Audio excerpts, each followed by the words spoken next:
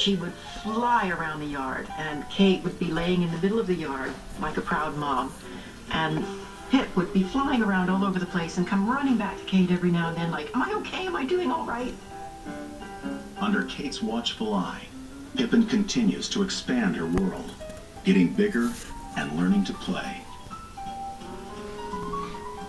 Pippin also tries to be friends with Isabel's other pets, but with mixed results. Henry the cat, he's a great cat. He loves everybody, and of course Pip loves to wash him. He doesn't always want to be washed. Henry doesn't feel like it this morning, but he lets her do it.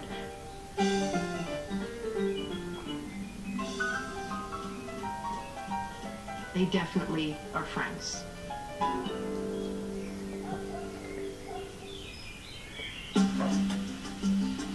But Isabel is quick to point out that Pippin is not a pet, and that was never their goal. She's a wild deer. The only reason we took her in was to raise her and put her back in the woods with the other deer. When Pippin grows to full size, a nearby herd accepts her. But she still comes around regularly to play with her best friend Kate.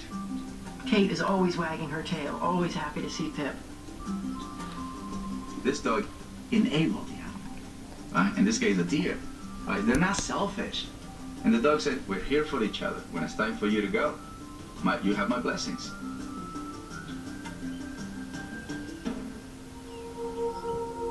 Then, one day in late September, Pippin suddenly stops showing up.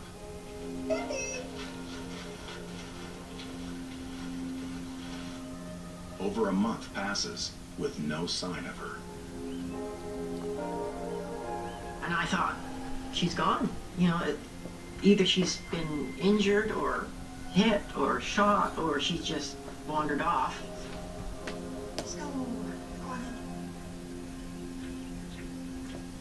And then one day, all of a sudden, there she was, like nothing had ever happened.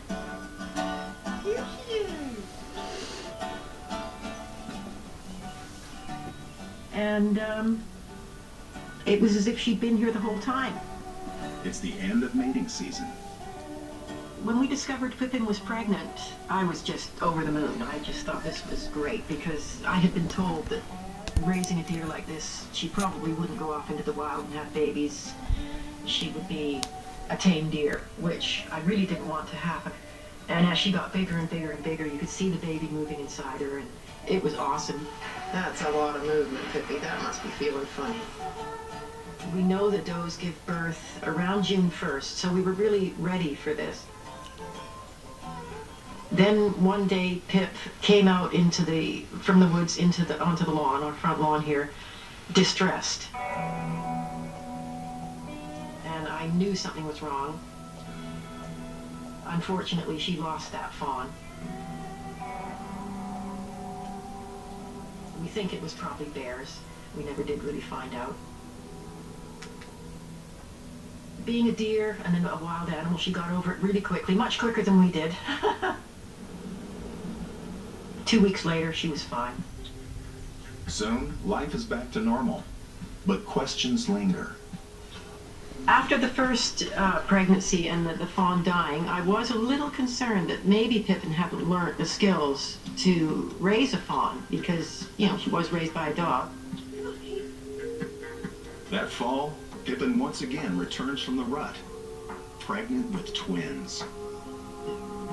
End of May, she gave birth. We didn't see the fawns because they hide them so well, and she's such a good mom. We didn't see them for about 5 weeks, and I went crazy looking for them. And it was like playing hide and seek, because Pippin would be with me, looking with me, and wouldn't take me to where they were. This time, the fawns are safe. Then one day, she appeared in the yard with her babies, and she just came home with them. And it was the most amazing thing to see. In honor of 5 weeks of hide and seek, Isabel names the boy and girl fawns Heidi and Zeke. So the fawns were hiding here most of the time, and the house is right here. And we didn't know the fawns were here. Heidi and Zeke don't have the same relationship with Kate that Pippin enjoys. For now, at least, they are just curious observers. When Heidi and Zeke see Kate and Pip together, they're quite intrigued. Because big black thing looks a bit like a bear. But they're gradually getting used to it.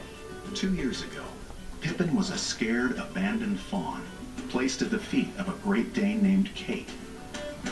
I expected Kate to give the deer a nice warm body and some, feeling like she wasn't alone. But I didn't expect this amazing relationship to develop between them. 2 years later, even after reintegrating with her herd in the wild and having babies, Pippin and Kate remain the best of friends. I think as long as Kate lives, this relationship will go on.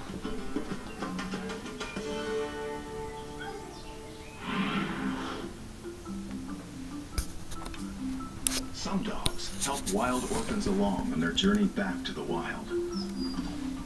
A family in Slovenia wakes up to find their dog has brought an abandoned brown bear cub onto their land. Found him over there. He was hanging out with the dog.